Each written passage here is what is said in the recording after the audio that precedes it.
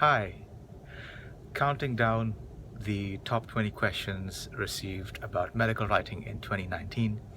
Question number 18 is, how do I stay motivated? Great question, because everyone's story is different. Um, when we try to break into the medical writing field, for some people the opportunity clicks sooner, but for certain others the opportunity clicks later. I think one of the wrong assumptions that we make as candidates in the job search process is that we tend to assume that if you get a job sooner, that means you're a great candidate. And if you've been trying really hard but something is still not clicking, we tend to assume that we're not such a great candidate. This is absolutely not true. I don't think there's any relation between how quickly you're able to land a job and your caliber or quality as a candidate. Sometimes very, very qualified people take a long time to find the job because there are so many things in the job hunt process and so many uncertainties in the candidate pipeline that it's nearly impossible to draw a straight line between the quality of a candidate and then how quickly the job offer is presented. So let's not try to do that. We're only going to hurt ourselves by trying to make that link. So anyhow, back to the question: how do we stay motivated? Three things. First is, remember the initial thought that made you interested in science communication and that made you interested in medical writing specifically.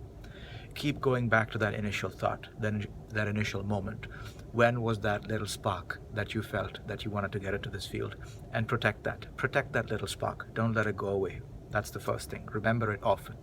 Second is, remember all the things that help you align with the job that you want. There could be, out of 10 things that you have and 10 things in a job description or a job role, 8 might be a perfect match, or even 6 might be a good level of overlap. But 4 of those 10 things may not be a good level of overlap. But our minds tend to focus on the things which don't align, and we complain saying, this is just not aligning.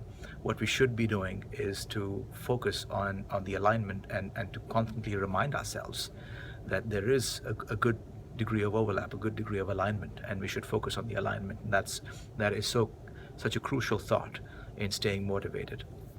And the third very important thing, which many people overlook, is to research resilience. If you just go to Google and type in resilience techniques or resilience methods, you find so many interesting sources.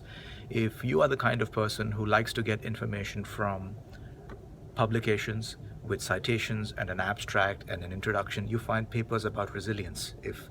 However, if you are the kind of person who would rather read a blog and get information that way, you find blogs on resilience.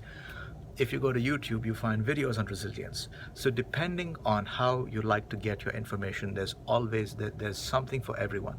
Resilience research is really picking up. So take advantage of that, and all the best.